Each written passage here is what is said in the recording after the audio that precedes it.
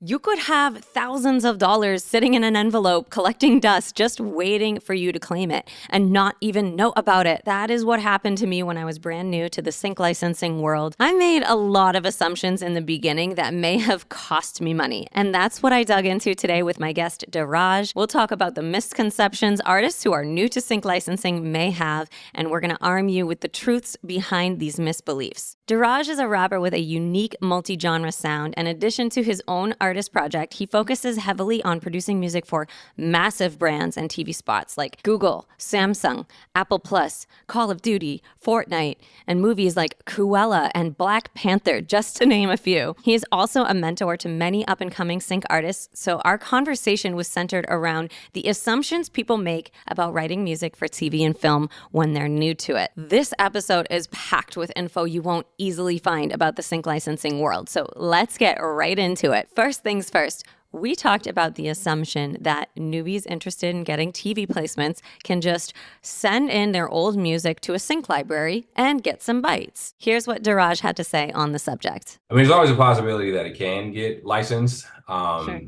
but a better strategy is actually trying to understand like what brands are actually looking for and creating from that place versus just assuming that because you have a volume of music is actually going to get picked up and licensed, because I always say brands are looking for really specific things when they're searching for music. And so you might have, out of 50 songs that you created without licensing in mind, there might be, 2 or 3 that actually really meet the criteria. But typically, like most artists, when they're creating for their artist project, they're speaking from their own artist voice and not, keeping in consideration the other usage of the music that could be there for them. So they're just trying to make what feels most authentic to them, what resonates with their fans. But I always like to say when you're trying to really scale and get consistent placements,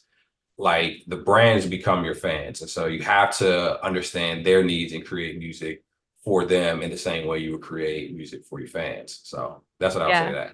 That Can you think of like 3 things that typically are in an artist's song that sometimes don't work? Yeah. So a couple of things that I've seen in artist songs that may not be the best for licensing. And this is some things I can say are very true to hip hop and not sometimes other genres, but using very specific brand names, because that's a common thing in hip hop. Like we're going to brag about the latest designer or whatever, or the latest car, whatever it is, which is dope. It's a dope flex, what I mean, in the music. But if I'm trying to, I'm up for a Nissan commercial and I'm talking about Mercedes, what I mean, like they're not going to promote a competitor. So that's one thing I've seen. I think sometimes being very hyper specific about like a location or event, like if it's a song talking about California or something like that, that's a very like that's the theme of the song. If the show is set somewhere else that's not California, then you're kind of shooting yourself in the foot a little bit, or just really narrowing the opportunities for a placement. And then the last thing I can think of, I guess sometimes like gender stuff, what I mean? Like if we're speaking solely from like, I don't say solely from a male perspective, but like if I'm saying I'm out with me and my boys, or I'm out, what I mean? Like that might alienate a female audience, where if I was just to say I'm partying with my friends, it could just be more universal. And again, we're just trying to think of more ways to include as many people and not isolate opportunities that could be there if we just switch our language. I want to highlight that he used the word universal. By keeping your lyrics more universal, almost slightly vague, they can apply to different brands and situations that different TV shows or ads could use. A song that works really well for a sneaker ad might also work really well for a cell phone commercial if it's got that universal language. So his 3 don'ts were: don't use specific brand names. Be sure the song fits for all brands. Number 2, Don't shout out a location or even a type of location, like being by the ocean, because a scene could be in the city. Make lyrics that work in any location. And 3, make sure the song will work for any gender, because a scene may have people of one gender and not another. And on that note, I want to add, it is okay to use the word I or you in a song. This may just be semantics, but I have heard several times that if we instead use we and us, it's usually more useful than I and you. I always like to say you got to be kind of like broadly specific, and it's like you really have to figure out how to speak to the most amount of people, but also like, because that's the point. It's like it's coming from a personal tone of voice and perspective, but also how do we speak to the most amount of people, while doing that is a challenge, and that's the art of it. As an artist who expresses himself how he wants through his own artistry and writes music that is a little more catered to what the client will want, I asked Deraj for his thoughts on the fine line we walk from being an authentic artist who also writes sync music and being a straight up sync licensing artist. Because though we know what style of writing tends to get placements, brands can get turned off if you're too sync perfect. I think it is sometimes a bit of a challenge trying to walk the line of being an artist and also, prioritizing music for licensing opportunities, because, I know a lot of, and maybe I'll get some flack for this, but I mean, a lot of brands say they want like, authentic, genuine artists, which we all are. But also I do think there is, a bit of a, when you're getting briefs and they're looking for a lot of the same things and for music to do specific things that may not be most natural for, regular artists, there does become that level of, well, if I just do these things and this is what you're telling me, I want, then it'll kind of help the potential placement opportunity. And I think people have just found out that, if I just do these things more frequently, brands, because again, it'd be different if, all the music that's being licensed was always from an artist who just was not thinking about sync. That's just not the case. Like you still see a lot of songs that are used by artists who had intentions of writing for brands. You know what I mean? So, Yeah. But So it's kind of, I guess it all just comes down to finesse. Like you've got to be very creative and finesse how to be both.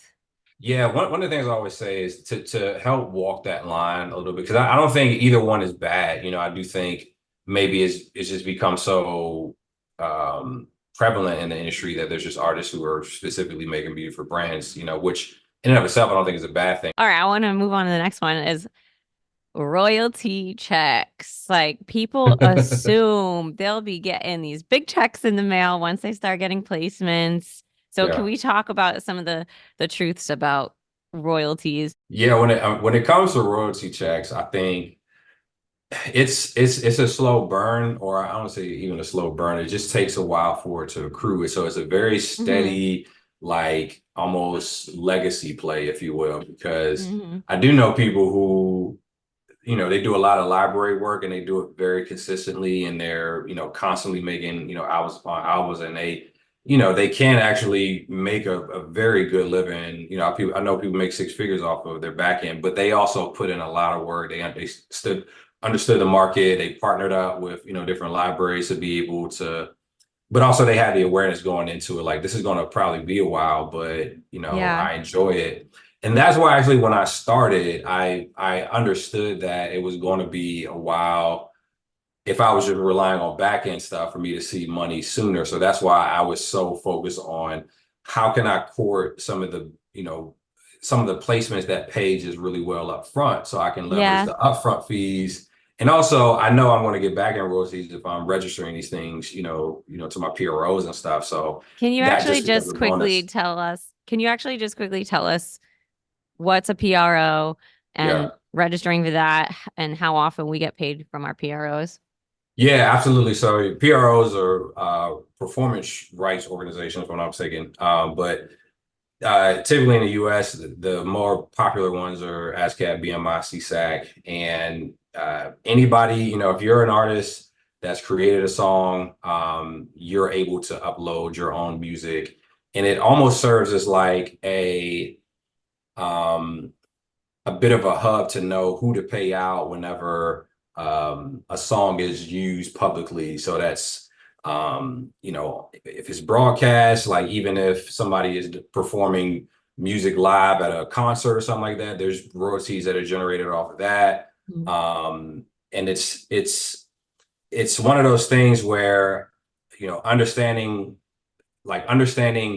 how your rights work, serves you better because there's different types of royalties that are paid, and we're just Right. talking about one set. But anyway, so typically whenever you register your music, a song is used and there's royalties owed, they know who to pay to based on that registration, and you're typically paid out, or you are paid out quarterly on those royalties. So it's Okay. not like if you're looking for a month over month thing, it's not as sustainable as that. So you just kind of have to have the mindset of like, I'm going to get, maybe a nice little bump, every quarter or so versus Hmm. the consistent paycheck every 2 weeks or something like that you might be Sure. used to. That's just planning. Yeah. I like how you called it the legacy style. So Yeah. with our from our PROs is like our publishing and writers Yep. royalties, we get paid 4 times a year. Mhm. And so let's say I got a song and a TV show, it airs in January. Am I gonna Yeah. see some money in on my next quarterly statement? It depends. Probably not because Probably it, not. it depends on it depends on the network and whoever's supervising it and when they turn in the usage of Hmm. every production that they might be working on. So if it's a CBS show, whoever the supervisor is that was working on that show, they're responsible for reporting all of the songs that were used, what time of day, all this other kind of stuff. Hmm. And sometimes they can be late with submitting that. Sometimes they can do it on time, but even if they do, the PROs need time to ingest it and to figure out who owns what. And so it could be like, 6 months to a year before you really see anything from that particular show and even longer. So, it's good to keep an eye on that stuff. And also, and admittedly, like I haven't done a lot with the back end royalty game because I've been so focused on like because I wanted to when I was first starting it like I wanted to get out of my job, and so I was like Yeah. I didn't even put much thought into whatever the back end was going to be. I just knew I had to have everything registered, but I'm going to leverage the front end. But I've seen just even without me paying attention to it, my royalties start to grow where I'm just like, oh shoot, this is I didn't realize like it was accruing like this. And Hmm. so yeah, it's good to pay attention to it though, because sometimes, things might be logged, erroneously, accidentally, or even not at all, or it's just late. And so you want to have good communication, Yeah. with whoever your partners are at the end of the day, because it's your business, you know what I mean? But there's also deals that I do where I might, give up certain parts of, copyright, but it just has to be the right type of deal. And I'm just a Hmm. different type of artist. I just move differently. Yeah. But I mean, it, like if you got like a $200,000 offer and it's a buyout and you get no rights at no back end, like you might say yes Yeah. to that. I might consider that. You know what I mean? So yeah, so that's why I'm saying, but even going back to your question as far as because I'm a little bit in the weeds of just the type of representation around your song, meaning just the people who are pitching your music and the Hmm. types of fees they see. Because libraries see a lot of back end stuff, agencies see a lot of front end stuff. But when it comes to just media type and what certain media types pay, there's a historically just different rates. So like commercials, ads, they pay the most, anywhere from like low five figures to low six figures for a license for a song. You know what I mean? And Hmm. so that's one side. There's trailers and promos, which pay a little less, but are still kind of within that five-figure range. There's TV and film stuff, where that can be anywhere from like a grand to like 5K on average. It can go higher, it can go lower. There's the Sure. micro sync space where there all of these content creators and independent, editors and indie production houses that may not have the same budgets as big, networks, but they still need to actually license music legally to use it. Hmm. And they pay less, but typically you can do more volume of Yeah. licenses with them because there's just the cost of entry or barrier of entry to make this content is a lot lower, so they can kick this. It's why social media is what it is. It's like we can kick out so much content with your iPhone, and that just means we can upload it and distribute it at will, but there's still some legalities around using music for all that visual media. And so where do they go? They go to different agencies or libraries that cater to that market. They're paying less, but they might buy more. So it's just a different type of advantage. And then there's, games and kind of bespoke custom music stuff and, music for animations. And so it's just a lot of different ways, and a lot of different media types. But those are kind of some ranges of like fees, upfront fees. That's all I'm talking about right now is upfront fees that you can get from the music. And those typically pay out. It depends. It could be, I've gotten paid, as quick as as a month, as it going live. And I've waited like a year for, to get a upfront fee. So it just kind of depends. Typically, I think on average, like 3 to 6 months, you'll see payment upfront for a license like that. I want to say that another assumption I see some artists making is that the money's just going to come to them. They're just going to get those checks in the mail. Things are just going to show up. And I wanted to say no to that. You have to make sure your shit is registered. You have to, consider all the other ways money is coming to you, because it's not just through your PRO. So where are some of the other places we receive money from? Making sure we're set up appropriately to get paid. Making sure you got a, business checking account, savings account, and treat yourself like a business if you plan on doing this, in any serious capacity. But yeah, there's a lot of different ways that money comes through. If we're talking about licensing specifically, if you're working with an agency, they're going to pay you out. So they're either going to do an ACH deposit directly into your, to your account, or they're going to cut you a check. The PROs are going to pay you. I think they might even pay both options, like direct deposit, or might cut you a check, but I think it's all direct deposit if I'm not mistaken. I know I get direct deposit. You can, also have other partners like, a pub admin who will, go out and collect even more royalties for you, and they're paying you out. And also if you're, distributing the music, DistroKid or something like that, there's just, making sure that if money is owed to you, making it easy for it to be collected by you. But there's a lot of different ways that money can come off of a single license, because it can be, upfront money, there's back end money. There's this, money that comes off of discovery from people Shazamming you. So if you are an artist and you have an artist brand, front facing brand, like releasing some of this music, would be of benefit to you. Yeah. There's probably some other ways I'm missing right now, but yeah, just make sure you just, if you're doing a new relationship with somebody, just get clear on the ways that payment happens and make it easy for them to pay you. So I cannot place enough emphasis on the fact that you need to be set up to receive your money. And if the systems don't direct deposit automatically, you need to make sure you visit these platforms like DistroKid or your agency's payout platform if they have one, because you can easily let time pass and forget to collect. I just found out my distributor had $1,000 waiting for me, and those royalties were actually mostly from a SoundBetter client who had a huge following, so I didn't even expect that money to show up. And by the way, if you don't know what SoundBetter is, I highly recommend you check out my video on making money, demo singing, rapping, and custom songwriting through soundbetter.com. But anyway, back in 2017, I went through a pretty tough breakup. We had lived together, which made things messy, so I moved out, and that was expensive. I had to stay in an Airbnb while I looked for a new apartment. I didn't really have the money for a new place, but somehow I pulled it together by the skin of my teeth, and I really struggled for like a year.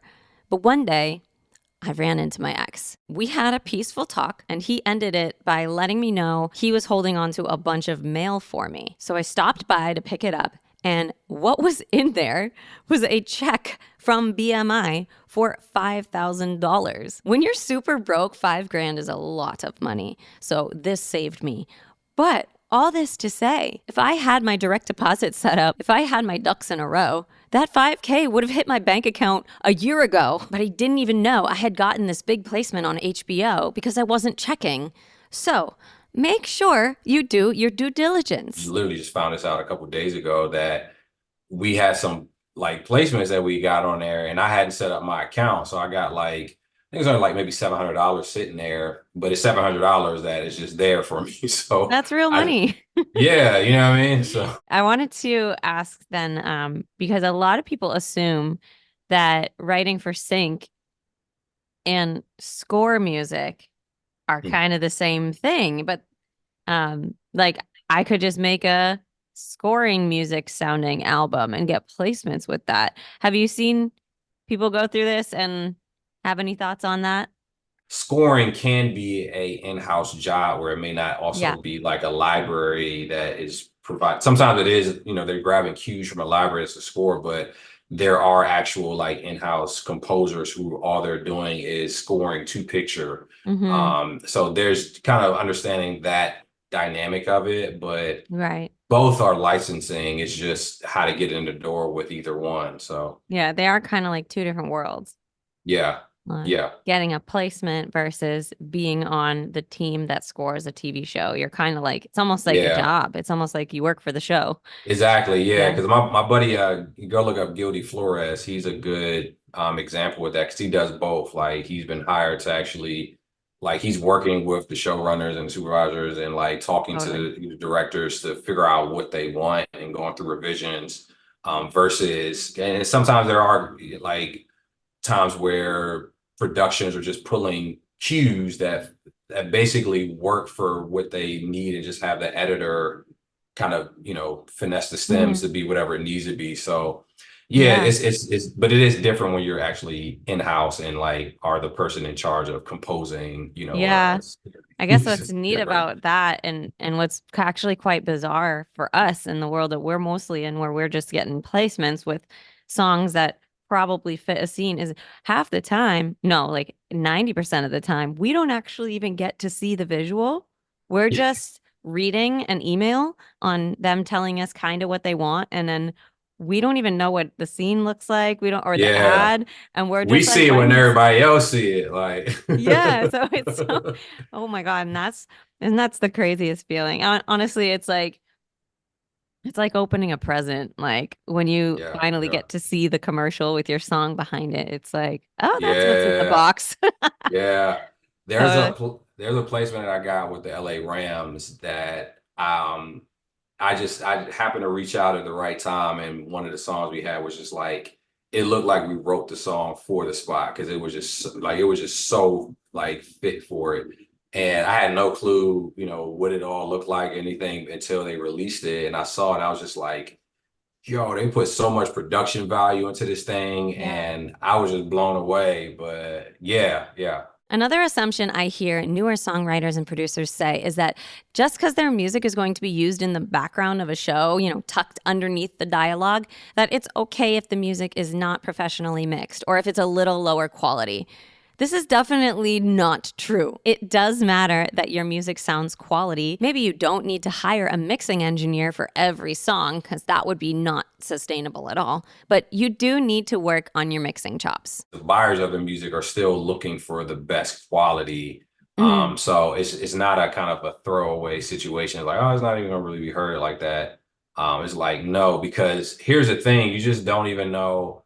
Like always go into this, like into the creation process of making the best product that you can, because that one song can get used multiple different times in multiple different brands, and you don't know the type of utility that a brand is going to need. So you want to make sure your stuff is where it needs to be, even if they're pulling the vocals off and only using the instrumental, Mhm. and it's just like source music or environmental music where it's coming through Yeah. like a radio, you know, on the scene of a for a character or somebody else to the radio, and you hear your music, but it's very faint and it's not like but they used and like treated it in such a way to make it feel that way. But the original song was very high quality. So you Yeah. always need to be ready.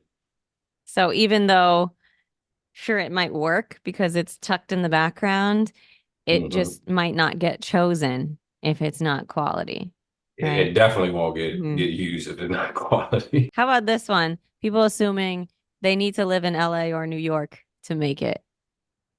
Mm. Yeah, so no, you don't. In order to make it, you don't need to live in a major city. Actually, literally, all you need if you got a microphone, like a home studio, and an internet connection, you're good. Like you can make a lot of money in this space from wherever you at. I live in Orlando, Florida, which is not, it's known for Disney, not like music. It's not a music hub, like Hmm. in Atlanta or New York or LA or Right. it's not, but I knew that going into it, and that's why I was like, well, let's do a lot, do some virtual sessions. Like all of my collaborators are from like some are overseas, you know what I mean? Mm. But right where you are is enough. Like, your talent, your creativity, and if you take the time to understand this market, like you can make it. Like actually one of my buddy, he lives in Ohio, you know what I mean? Like it's Amish people out there, people like riding horse and buggy. It's just nothing to do out there, but like he kills it, you know what I mean? He's got like, Yeah, Spider-Man placement, Oreo placement, all from his little house, you know what I mean? So I you love can do it that. from wherever. That's cool. How about I need to go to Berkeley in order to break into this world, or I need to be, formally educated Yeah, if in that order was to the be a case, producer. if you need a formal education to get into this space, then I would not be here because Yeah. I went to school for design and branding. Like that's what my background. I had no ambitions to do music full time. Hmm. I was doing it really as a hobby. Like when I was, signed with the label, it was partly like ministry as well because I come from the Christian hip hop space. So it was like it was community, me sharing my faith and all this other kind of stuff. But like I'm not trained in any of this stuff. And also there's like no school to go to be a rapper or any of that kind of stuff. At least I don't, not that I know of, but I didn't go to one. I'm not, traditionally trained or anything, but we make a lot of money just with, being curious. I think is really, if you just ask enough questions and put in the work, you can do a lot with that. And even when you start looking, zooming out, just outside of music, just business in general, like a lot of the top, CEOs and billionaires, like they don't have the same type of formal training or like, college degrees and all this other kind of stuff. They just knew how to get scrappy, ask the right question, put the right people in position and just make it happen. So, Yeah.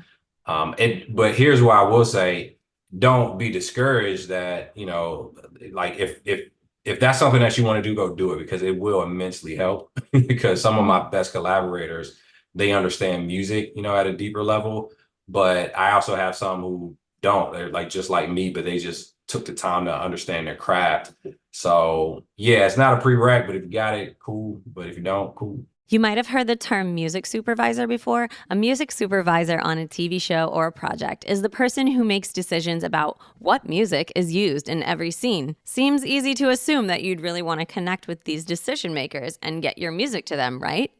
Maybe, maybe not. One thing I see is that just because, I got a music supervisor's email or I got an agency's contact that I'm ready to, shoot my shot and pitch my music.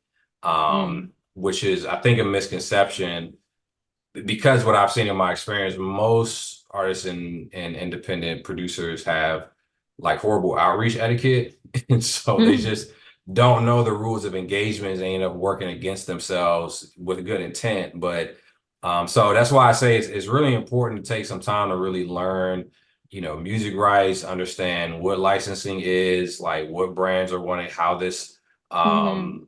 this industry works, and then when you're engaging, making sure that you're actually like adding value, not just because you think you got a dope song and people said that it sounds like it could be in a movie. That's not enough to do outreach with. You know what I mean? Like you're coming from a place of, my needs and what I think is going to work versus actually taking the time to understand who's on the other side of this email, what do they need, and let me Yeah. give them that. And that's what's going to help you like grow in this space. And then a second little cheat code, I would say, if you don't understand all of that, like you could try to collaborate with people who are in the space and kind of get some free education and let them kind of help you navigate those who are willing, you know what I mean? Because if somebody's landing placement consistently, they get it usually. Yeah. And so it's a you can skip some steps by just collaborating and being like I do that a lot. Like I work with some artists who don't know anything about licensing, but they show up, they're adding value to me. And by the nature of that, I end up, creating opportunities for them. And they learn as on the go, and they'll ask me questions and stuff like that. So it's if you're good and you can add value to somebody who's already doing it, then that could be a good way to get your foot in the door as well. Definitely. So I did want to bring that up. I asked Deraj if he had any parting words for up-and-coming artists who want to break into sync licensing, and here's what he said. I mean, the only thing I'll say is, like, you are enough. Like, you actually, like, the things that you're sensing aren't there for no reason. So I know it's hard as independent artists and producers to, find a way out of the maze of, social media and trying to go viral and, trying to blow up to actually get to a place of when is it ever going to turn profit for me? When I'm ever going to see what I'm sensing? So I just encourage y'all, like, I've been there, like, I was signed to a label and still wasn't making ends meet the way I was hoping to, what you would think. But just don't give up, like, don't relent, like, keep pushing, keep asking questions, and keep talking to yourself that, you can't do it and you're worth it. So I will leave you guys with that. Awesome. Thank you. That was great. We covered so much, and I hope most of this sticks with you. But to make it easy on you, here are my 10 key takeaways. Number 1, don't just send your big back catalog to a sync library. Do your research and write relevant music that works for sync. Hint, write more universal lyrics. 2, write music that works well for sync licensing trends, but don't be too on the nose. Preserve some of your unique artistry and personal sound. 3, royalty checks only come 4 times a year. They take time to build up, so be patient while waiting for your payday and consider aiming for ads because they pay nicer upfront fees. Don't forget to collect your money. Get your ducks in a row, register your songs to a PRO, collect payouts from distribution, request payouts from your agency's payment system if they have one, and register your songs to the MLC. Sync placements and being a score composer are 2 completely different worlds. You do need your mixes to be high quality. You don't need to live in LA or New York to make it. You don't need to go to Berkeley in order to break into this world. And 10, don't just bombard music supervisors with your music. Try to get in the door with sync licensing agencies instead. And better yet, collaborate with co-writers and producers who are already in the door. Want to learn more about these ways you could be earning money with your music? There are some resources for you in the description below, and I think you'll like this video next.